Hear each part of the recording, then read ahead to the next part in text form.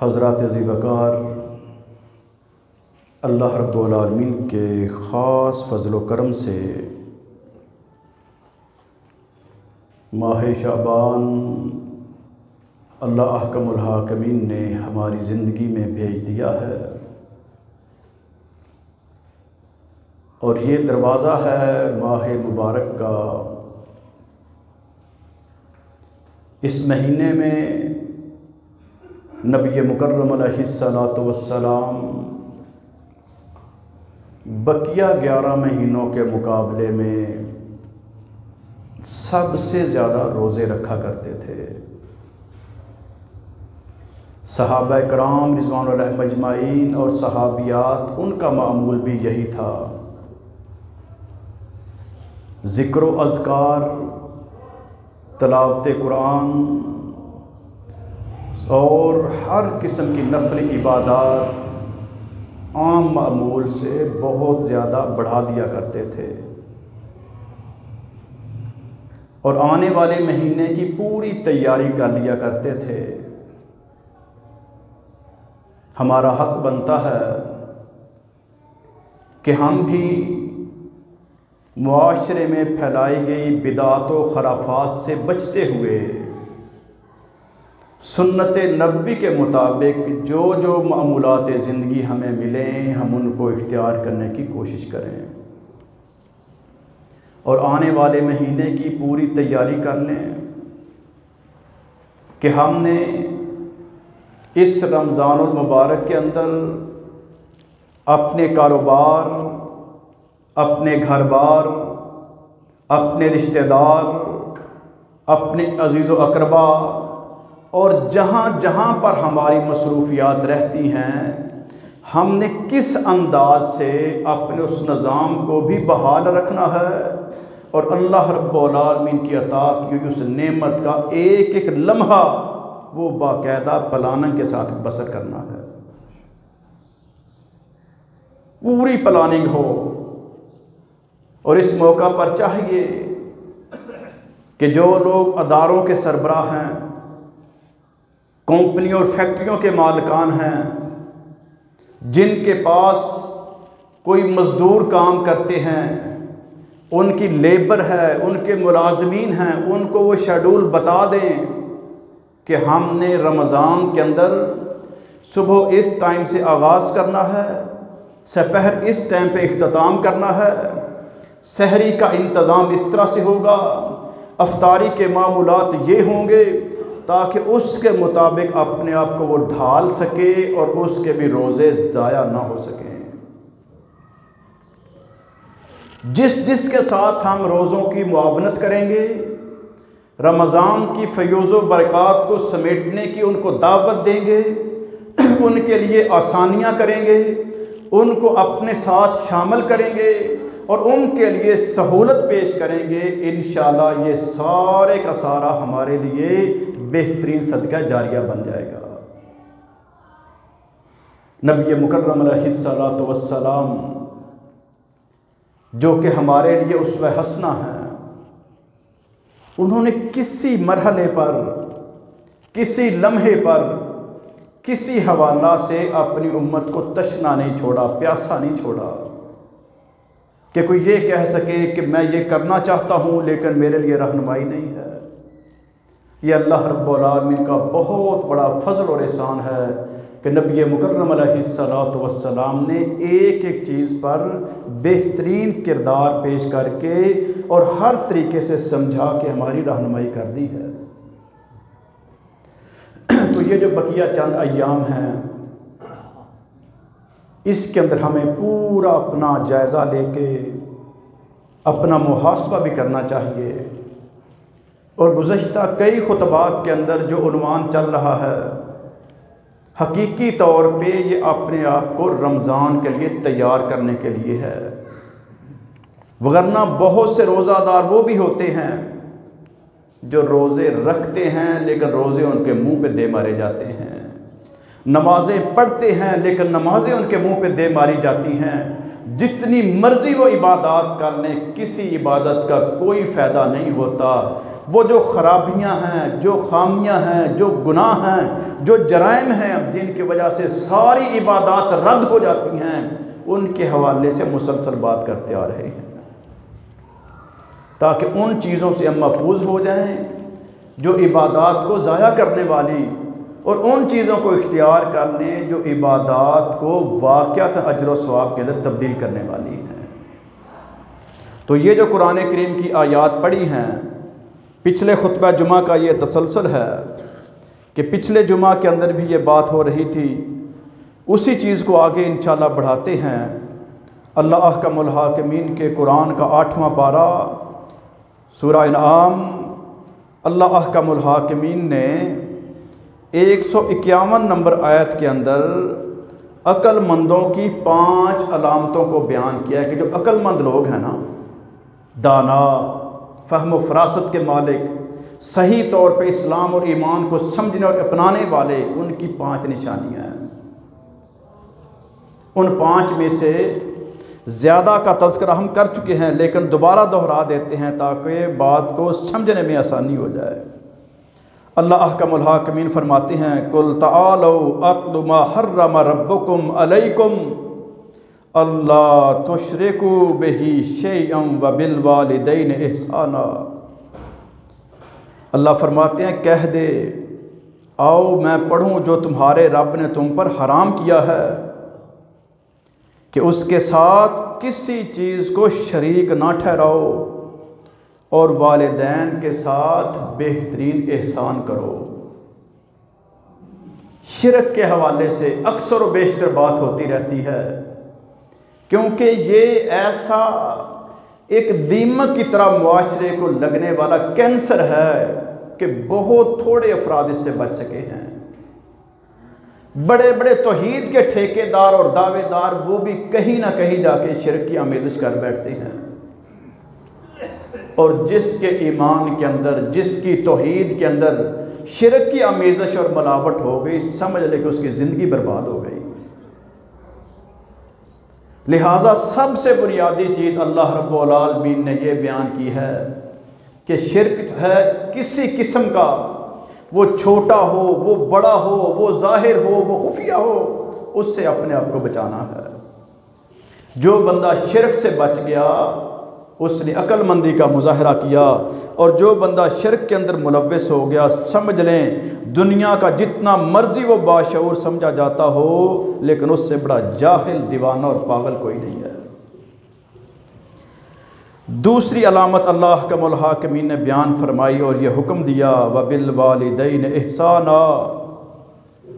दुनिया के अंदर सबसे ज़्यादा शफ़क़त, मोहब्बत, मुअद्दत देने वाले वो वालिदैन हैं। तो उन्होंने कितनी मुसीबतें और मुश्किलात बर्दाश्त की, लिहाजा इस इंसान को, ईमान वाले बंदे को हुक्म दिया जा रहा है कि तुमने अपनी वालदा और अपने वालिद, इन दोनों के साथ इंतहाई ज़्यादा एहसान के साथ पेश आना है। एक तो है जो उनके ऊपर फ़राइज़ हैं औलादों पर, फ़राइज़ को पूरा करने के बाद जो इजाफ़ी चीज़ें हैं, इजाफ़ी तौर पे जो वालिदैन की खिदमत है, उनकी फरमा बरदारी है, उनकी ख्वाहिशात की तकमील है, उनकी दुआओं का हसूल है, जितनी भी चीज़ें हैं अल्लाह रब्बुल आलमीन फरमाते हैं कि तुमने एहसान के दर्जे तक पहुँचना है उनके लिए। ये नहीं है कि बस रस्मी तौर पे फ़र्ज़ अदा हो गया ना। जो बंदा इंतहाई ज़्यादा वालिदैन के साथ मोहब्बत करता है, उनकी खिदमत करता है, उनकी ज़रूरियात की तकमील करता है, वो बंदा एहसान के दर्जे पे पहुँचता है। इसी तरीके से अल्लाह अहकमुल हाकिमीन ने फरमाया, वला तक़्तुलू औलादकुम मिन इमलाक, और गुर्बत और मुफलसी की वजह से औलादों को कत्ल ना करो। ये बात चल रही थी हमारी पिछले जुमा में कि इस वक्त मुआशी तौर पे तंग लोग और हकीकी तौर पे बेवकूफ़ लोग वो अपनी औलादों को कत्ल कर रहे हैं। कभी कोई नहर के अंदर छलांग लगा के, कभी किसी तरीके से औलाद को कत्ल करके और मीडिया के अंदर फिर बात चलाई जाती है कि गुर्बत की वजह से उसने अपने बच्चों का कत्ल कर दिया। तो अल्लाह रब्बुल आलमीन ने ईमान वाले बंदों को और अकल वाले बंदों को ये बात की है कि तुमने इस गुर्बत की वजह से अपनी औलादों को कत्ल नहीं करना। फिर अल्लाह रब्बुल आलमीन ने साथ गारंटी भी दे दी, नहनु नर्ज़ुकुकुम व इय्याहुम, हम तुम्हें भी और उन्हें भी रोज़ी देंगे, रिज़्क़ देंगे। राज़िक़ तो वो है ना, जो रज़्ज़ाक़ है, वो खुद बशारत दे रहा है कि तुम मायूस और बददिल ना हो जाओ, बल्कि सब्र के साथ, हौसले के साथ अपनी ज़िंदगी को जारी और सारी रखो। मैं तुम्हें भी रिज़्क़ अता कर दूँगा, उन्हें भी अता कर दूँगा। और फिर अल्लाह अहकमुल हाकिमीन ने एक बहुत बड़े मामले पर तवज्जो करवाई जो इस वक्त मुआशरे को अपनी लपेट में बुरे तरीके से ले चुका है। अल्लाह अहकमुल हाकिमीन फरमाते हैं, वला तक़रबुल फ़वाहिशा मा ज़हरा मिन्हा व मा बतन, हर किस्म की बेहयाई, वो ज़ाहिरी तौर पे हो या खुफिया तौर पे, उससे बचना है। क्योंकि नबी मुकर्रम अलैहिस्सलातु वस्सलाम ने फरमाया कि जिसमें से हया ख़त्म हो गया, फिर उससे कोई भी तवक्को की जा सकती है कि वो किसी किस्म की कोई जहालत कर सकता है, कोई गुमराही का काम कर सकता है, शिरक का काम कर सकता है, बिदात का काम कर सकता है, खराफात का काम कर सकता है। इन तमाम चीज़ों के सामने अगर कोई बैरियर है, रुकावट है, तो वो हया है। अल्लाह रब्बुल आलमीन ने अक्लमंद लोगों की एक सिफ्त ये भी बयान फरमाई है कि जो फहाशी से बच जाते हैं वो लोग वाक़अतन दाना हैं और अकल वाले हैं, और इनको इस चीज़ से बचने का हुक्म दिया है अल्लाह ने। और फिर अल्लाह रब्बुल आलमीन ने एक और हुक्म दिया और अहले अकल की ये निशानी बयान फरमाई, फरमाया वला तक़्तुलुन नफ़्स अल्लती हर्रमल्लाह इल्ला बिल हक़, किसी को ना हक कत्ल नहीं करना। ना हक कत्ल क्या है कि किसी भी कानून को अपने हाथ में ले लेना। ज़ाहरी तौर पर समझते हैं कि जी नहीं, उसका जुर्म ये है, वो वाजिबुल कत्ल है, लेकिन आप एक रियासत का हिस्सा हैं, आपके ऊपर मुसलमानों की हुकूमत है, आपका मुसलमानों का मुआशरा है। उस मुआशरे के अमन को कायम रखने के लिए किसी कानून को आप हाथ में नहीं ले सकते, इनफरादी तौर पर फैसले मुसल्लत नहीं कर सकते। अगर कोई इशू है तो उसको आप अपनी पंचायत में लेके जाएंगे, अदालत में ले जाएंगे, मजलिस शूरा में लेके जाएंगे, वहाँ पर दलाइल दिए जाएंगे, उसका मौक़िफ़ सुना जाएगा, गवाह बुलाए जाएंगे। फिर उसके बाद अगर वाक़अतन उसका जुर्म साबित हो जाता है तो काजी को हक हासिल है कि इसको वो सज़ाए मौत दे, उसके अलावा कोई फ़र्द वाहिद किसी को कत्ल नहीं कर सकता। ये उस कैफियत में कि जब वो बंदा वाक़अतन मुजरिम हो। लेकिन आम रूटीन में किसी प्रॉपर्टी के झगड़े पर, रिश्ते नाते की जुड़ाई पर, किसी सियासी और समाजी कैफियत के अंदर जज्बात में आके कत्ल करना, इसकी कतअन कोई इजाज़त और गुंजाइश नहीं है। अल्लाह रब्बुल आलमीन ने इसको हराम करार दिया है। और इसका आगाज़ कहाँ से होता है? तो तुकार से, फिर बात गाली गलौज तक पहुँचती है और फिर वहाँ से गोली तक चली जाती है। तो अल्लाह रब्बुल आलमीन का दीन ऐसा कमाल का दीन है। नबी रहमत अलैहिस्सलातु वस्सलाम ने फरमाया कि जो मुनाफिक की अलामतें हैं ना, मुनाफिक की, उनमें से एक यह है कि जब वो लड़ता है तो गाली गलौज करता है। इसका मतलब है कि वो ईमान से दूर हो रहा है।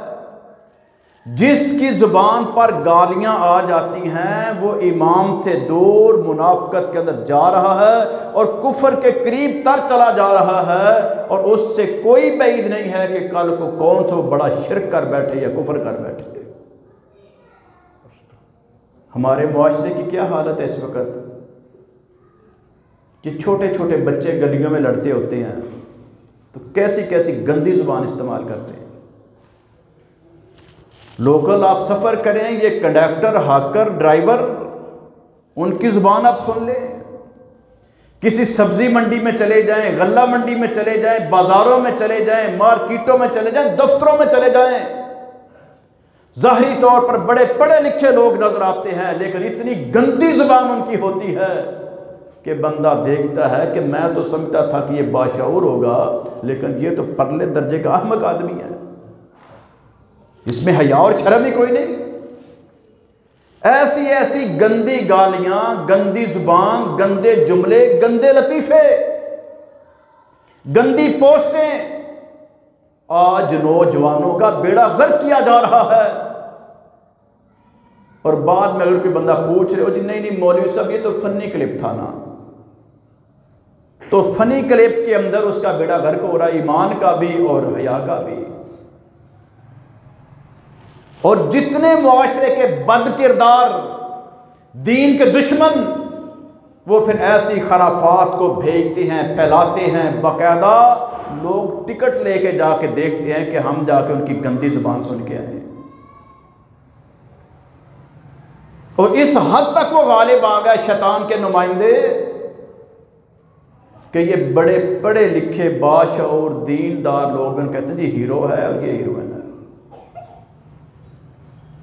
जो कि सबसे ज्यादा काबिल नफरत हैं, मुआशरे की बर्बादी के बुनियादी मुजरम हैं, हर बुराई, बदकारी, फहाशी और यामनी मुआशरे के अंदर फैला रहे हैं, जिनका खाना हराम का है, पहनना हराम का है, सोचना हराम का है, बोलना हराम का है, पूरे मुआशरे में हरामकारी करते फिरते हैं, उनको हम कहते हैं जी हीरो हैं। इससे बड़ी और जहालत क्या होगी, इससे बड़ी जहालत, गुमराही, नादानी क्या हो सकती है। इसलिए अल्लाह रब्बुल आलमीन ने इन सारी चीज़ों का तज़किरा फरमा के आयत करीमा के आखिरी हिस्सा में फरमाया ज़ालिकुम वस्साकुम, ये मेरी तरफ से तुम्हें नसीहत है। कैसा कमाल है रब हमारा, उसकी रहमत, उसकी मोहब्बत अपने बंदों से। जिस तरह से कोई बड़ा बंदा अपने छोटों को समझाता है, हालांकि अल्लाह की मिसाल दुनिया में नहीं दी जा सकती कोई भी, अल्लाह हर किस्म की मिसाल से, हर किस्म के किसी भी मुवाजने से पाक है, ना उसकी मिसाल दी जा सकती है, ना उसका मुवाजना किया जा सकता है। लेकिन इंसानी अक्लें चूँकि महदूद हैं, समझाने के लिए बात की जाती है कि जो बड़ा खैर खा होता है वो अच्छी नसीहत करता है, ताकि जिसको नसीहत की जाए वो तमाम फितनों से, बुराइयों से, गुमराहियों से, नाकामियों से, जलालतों से बच जाए।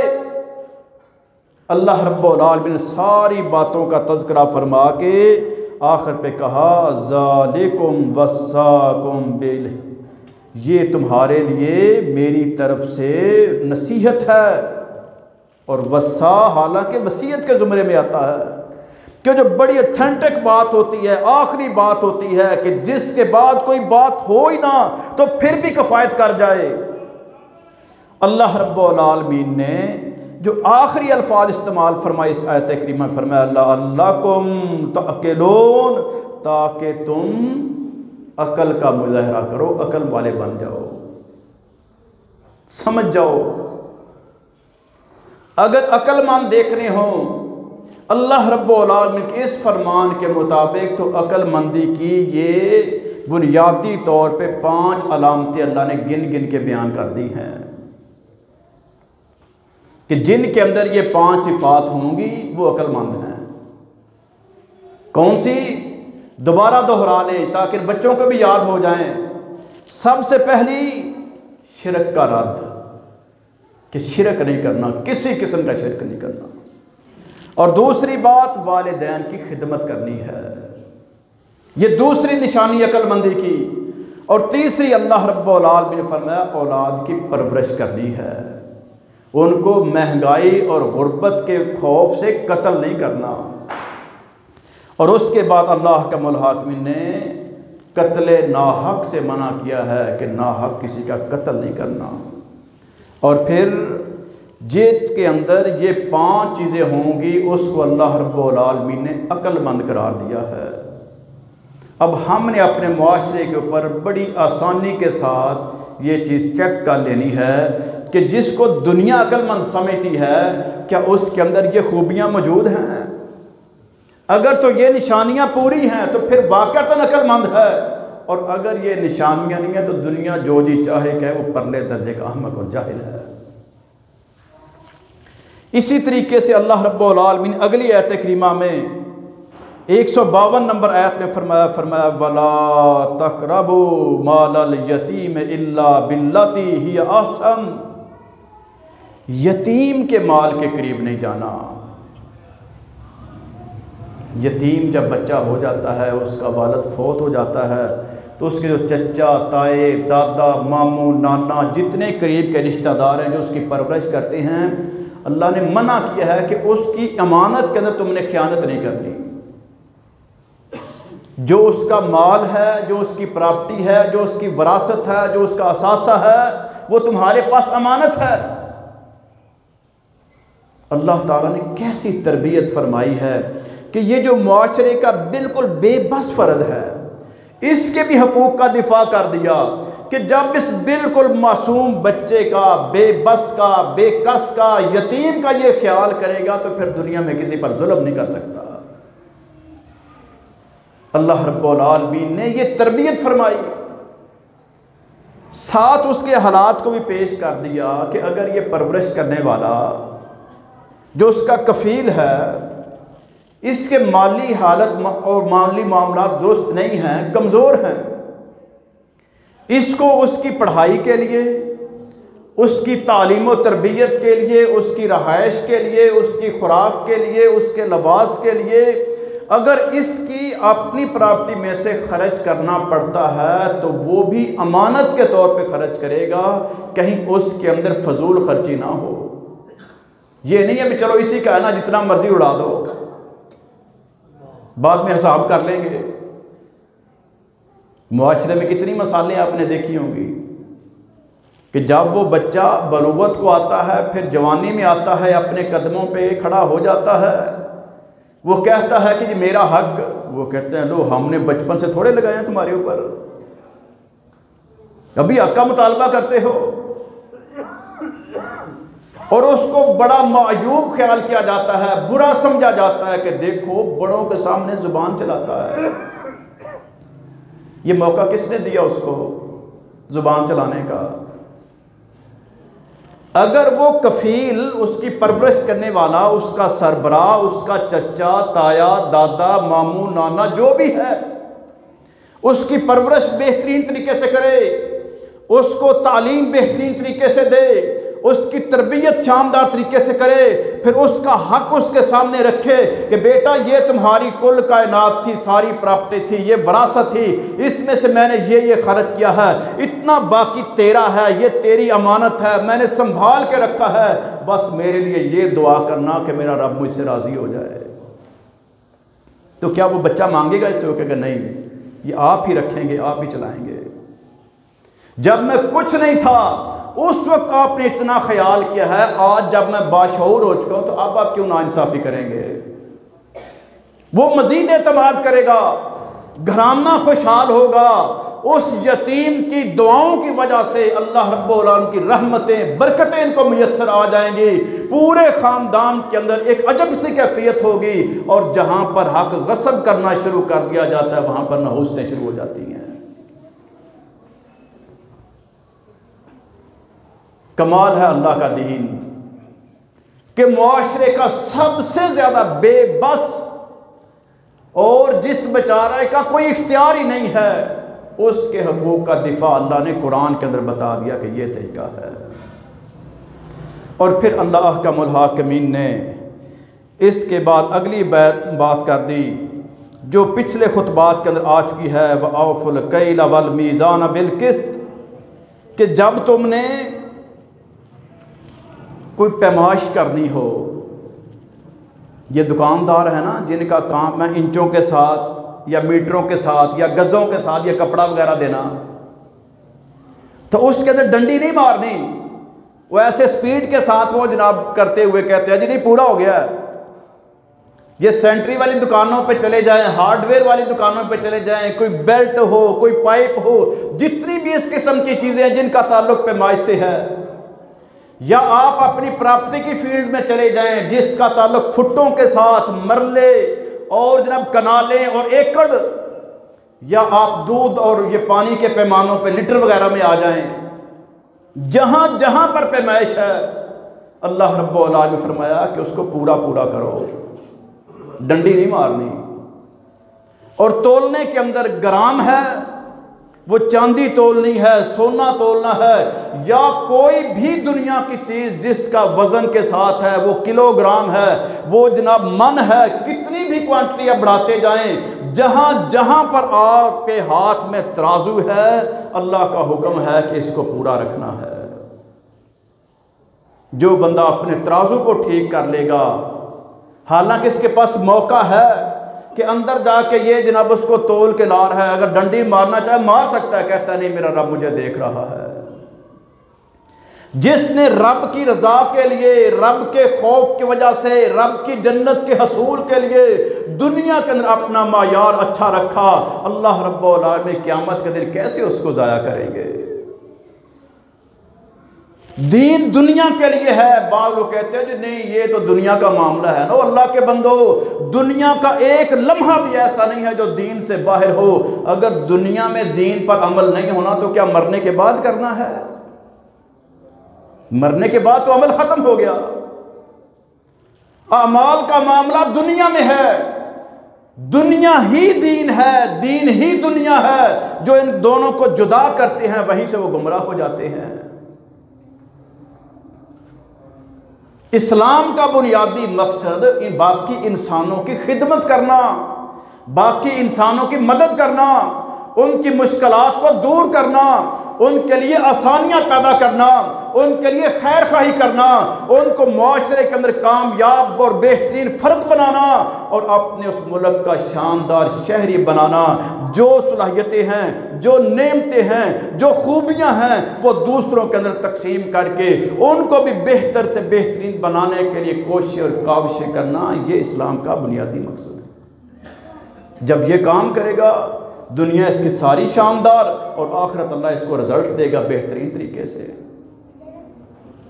और जिसको यकीन होता है, जो अपने कुरान को देखता है, प्यारे पैगंबर अलैहिस्सलातु वस्सलाम के फरमान को देखता है, वो बंदा बड़े पुरसकून तरीके से ज़िंदगी बसर करता है। और जो दाएं बाएं होता है उसके लिए मुश्किल होता है। असल यही देख लेना, ये आपके सामने इनाम पड़े हुए हैं। अब जो अहबाब बर वक्त तशरीफ़ लाए और सामने आके बैठे, उनको पता है कि ये चीज़ें पड़ी हैं, ये गिफ्ट पड़े हुए हैं। वो जो दाएं बाएं बैठे तो मस्जिद में है ना, क्यों जी बुजुर्गो, मस्जिद में बैठे हैं ना, लेकिन आपको नहीं नजर पा रहा कि यहां पर क्या है। मस्जिद के अंदर बैठने के बावजूद मेहराब के अंदर पड़े हुए तोहफे तोहफ़ दाएं बाएं वालों को नजर नहीं आ रहे। इसी तरीके से जो बंदा कुरान और सुन्नत को छोड़ के दाएं बाएं जाएगा उसको क्या हिदायत मिलेगी, क्या कामयाबी मिलेगी, क्या इनामात मिलेंगे।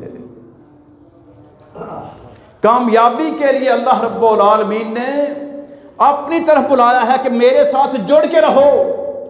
वअतसिमू बिहब्लिल्लाहि जमीअन वला तफर्रकू, वो जो अल्लाह की रस्सी है उसको पकड़ो। अब जो अल्लाह की रस्सी को पकड़ेगा तो वो कामयाब हो जाएगा। जो अल्लाह की रस्सी को छोड़ के किसी फिरके का हिस्सा बन गया, किसी और ग्रोह की नुमाइंदगी कर ली और उसी पे खुश रहा कि जी मैं तो बस कामयाब, तो फिर उससे बड़ा नादान कौन है। इसलिए अल्लाह रब्बुल आलमीन ने दुनिया के इन अमूर को बेहतरीन तरीके से हल करने के लिए ये सारी बातें करने के बाद फरमा दिया, ला नुकल्लिफु नफ्सन इल्ला वुसअहा। अक्सर कहते हैं जी बड़ा मुश्किल है दीन पर अमल करना, अब वो दौर नहीं है। पहले हो सकता था। वो सहाबा का दौर था, वो असलाफ का दौर था, वो ताबईन का दौर था, वो अजीम लोग थे, उनका ईमान बड़ा था, उनके तो क्या ही कहने, वो तो दीन पर अमल कर सकते थे। लेकिन अब बड़ा मुश्किल हो गया, अब हालात बदल गए, दुनिया ने तरक्की बड़ी कर ली, अब तो माइक्रो कंप्यूटराइज टेक्नोलॉजी आ गई, अब कैसे दीन पर अमल हो सकता है। अल्लाह फरमाते हैं ये जितने बातें बनाने वाले हैं सब झूठ बोल रहे हैं। असल बात ये है कि मैंने तो किसी पर उसकी इस्तिताअत से बढ़ के वजन डाला ही नहीं है। किसी इंसान पर उसकी इस्तिताअत से बढ़कर कोई जिम्मेदारी नहीं। ये बच्चे हैं, इनकी क्या जिम्मेदारी है, जो ये कर सकते हैं बस वही हैं। 8 साल से नीचे नहीं नमाज पढ़ते तो कोई बात नहीं, अलबत्ता साथ खड़ा करना चाहिए।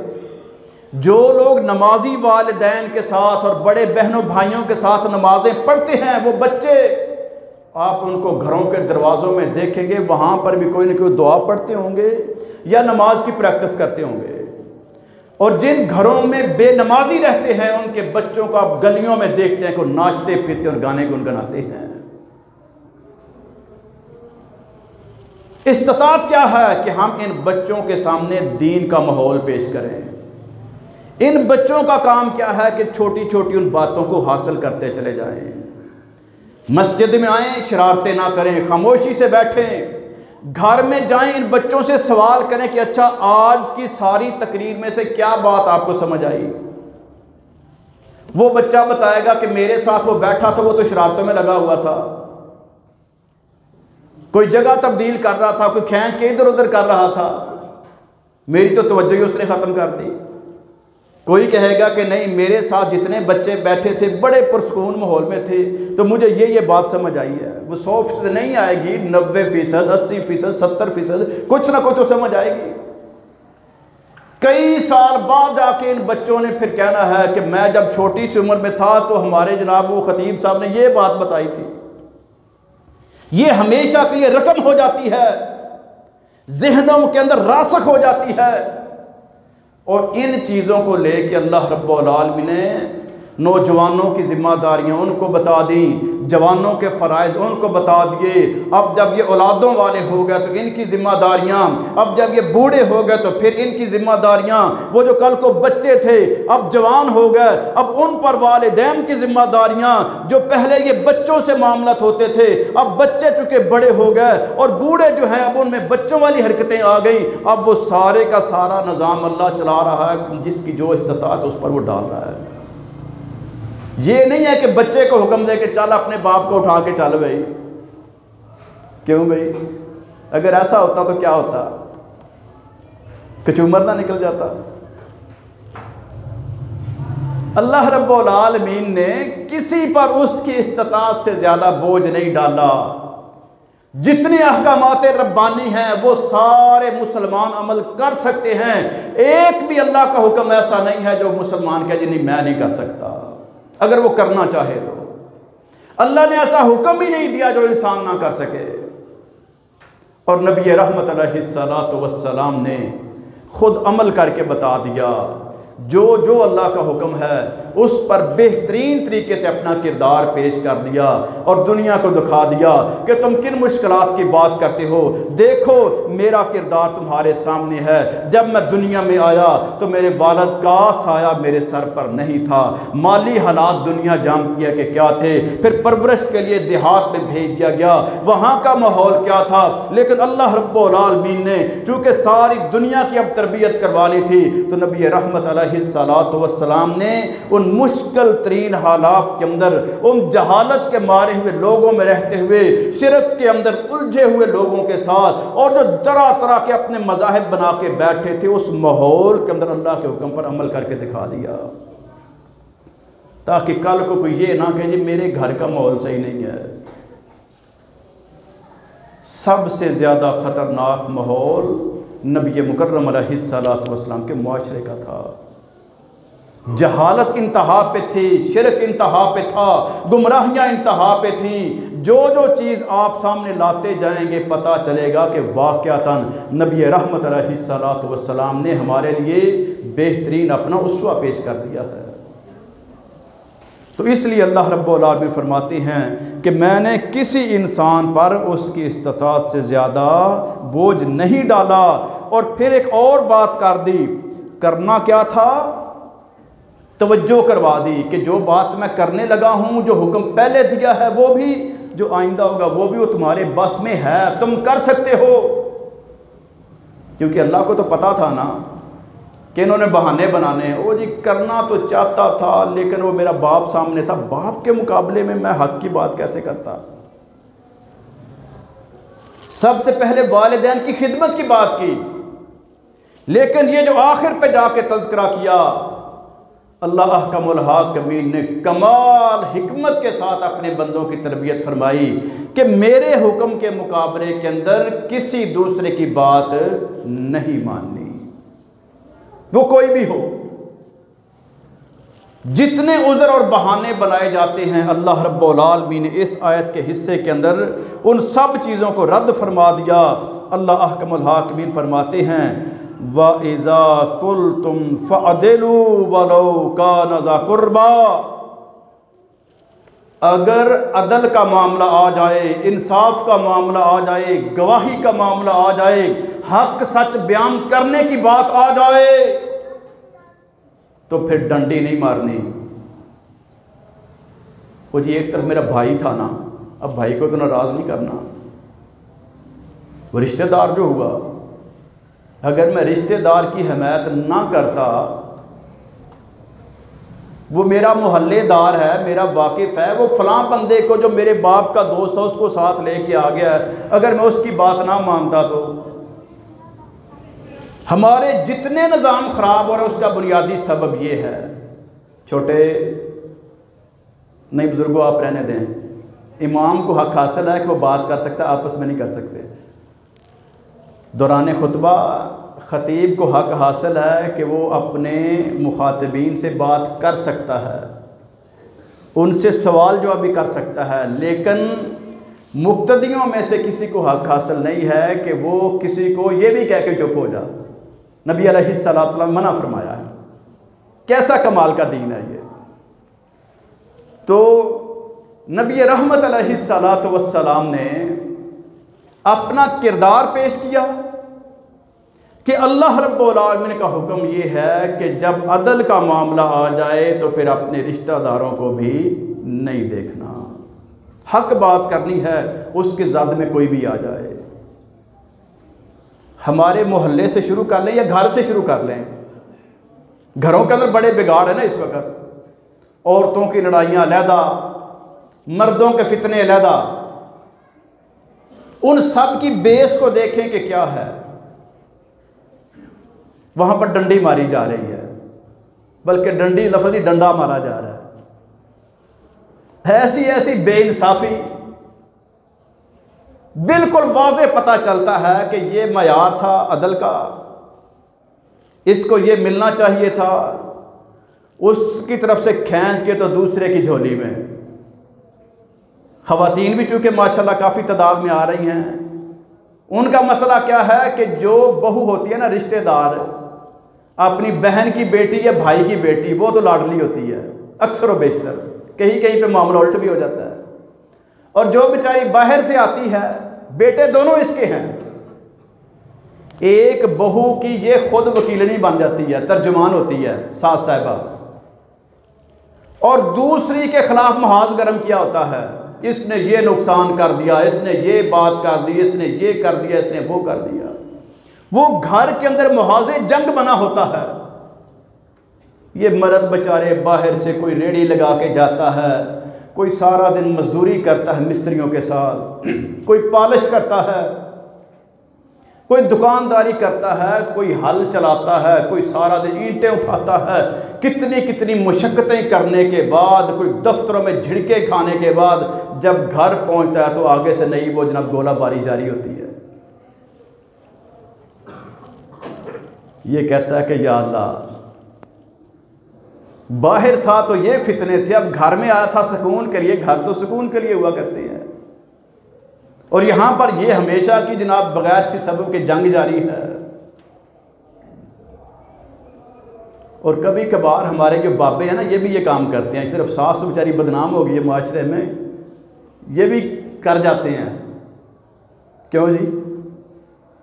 ये ना कि हम भी रूटीन में बातें करते हैं, जो मशहूर है बस वही कर लें। बड़े भाई भी कर जाते हैं, बड़ी बहनें भी कर जाती हैं, और अब तो कैफियत यहां तक है कि छोटी बहनें भी बाज नहीं आती। वो कोई ना कोई लगाई बुझाई किए रखती हैं, जिसकी वजह से घर का निजाम बर्बाद होता है। कितने नौजवानों को हमने देखा वो नशे पे लग गए, रातों को देर देर से वो बाहर जरीलो खार होते हैं चौकों चौराहों में। पूछा जाता है घर क्यों नहीं जाते, रो पड़ते हैं कि घर में जाएंगे तो मुसीबत पड़ जाएगी, वहां पर सुकून नाम की चीज ही कोई नहीं। छोटी बहन ने बेड़ा गर्क करके रख दिया है, कोई भाई का नाम लेता है, कोई मां का नाम लेता है। इस तरह से घरों के घर बर्बाद हो रहे हैं। और रब का हुक्म क्या है कि तुमने अदल करना है। अदल होगा तो घरों में सुकून होगा, अदल होगा तो थानों कचहरियों में सुकून होगा, अदल होगा तो माशरों मुल्कों में सुकून होगा। अदल नहीं होगा तो ना घर महफूज है ना मुल्क महफूज है। आप कचहरी में चले जाते हैं, वकील साहब से जाके मसला बयान करते हैं कि ये मामला है। जब उसको कन्फर्म हो गया कि ये मेरा क्लाइंट बिल्कुल झूठा है, उससे वो डबल फीस लेता है। कहता जी बिल्कुल मुतमिन हो जाए, परेशानी की बात ही कोई नहीं, ये तो बस पहली पेशी पे उड़ा के रख देंगे, फीस इतनी दे दो। मैं समझता हूं कि कानून ऐसा बनना चाहिए कि जब फैसला हो दलाइल के बाद, शहादतों के बाद, गवाहियों के बाद, अगर वो झूठा हो तो सबसे पहले वकील को चौक में लाके दुर्रे मारे जाएं कि तुमने झूठे की तर्जुमानी सिर्फ टकों की खातिर कर ली, और इस दौरान कितने खानदानों का बेड़ा गर्क कर दिया। जाइए जेलों में जाके देखिए, हम जाते हैं मुलाकातों के लिए, कैसे कैसे मजलूम वहां पर फंसे हुए हैं, सिर्फ इनके हिरस और हवस की वजह से। और फिर अब तो मारूफ ये है कि वो जो तराजू है उसमें जितना आप माल डालेंगे उतना इंसाफ ले लेंगे। बड़े होंगे तो रात को 12 बजे भी आ जाते हैं, आओ जी फैसले करने हैं। और ये गरीब गुरबा बेचारे बूढ़े हो जाते हैं, मर जाते हैं, औलादें शुरू हो जाती हैं, वो जा जा के जलीलो खार हो जाते हैं, वो भी मर जाते हैं। फिर पता चलता है जी फिर तारीख ही पड़ गई है। ओ अल्लाह के बंदो, कहां पे जा रहे हो?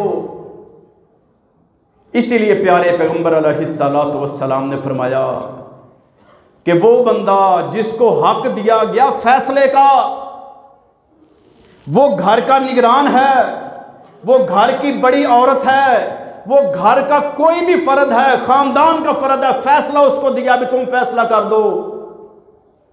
वो अदालत का काजी और जज है, वो किसी थाने का SHO है, किसी महकमे अदारे का हेड है, किसी फैक्ट्री का मैनेजर या ओनर है। जब उसके पास फैसला आ गया और उसने हक पर फैसला कर दिया, अल्लाह रब्बुल आलमीन क़यामत वाले दिन अपने अर्श का साया उसको नसीब फरमाएंगे, जिस दिन उसके अर्श के अलावा कोई साया होगा ही नहीं।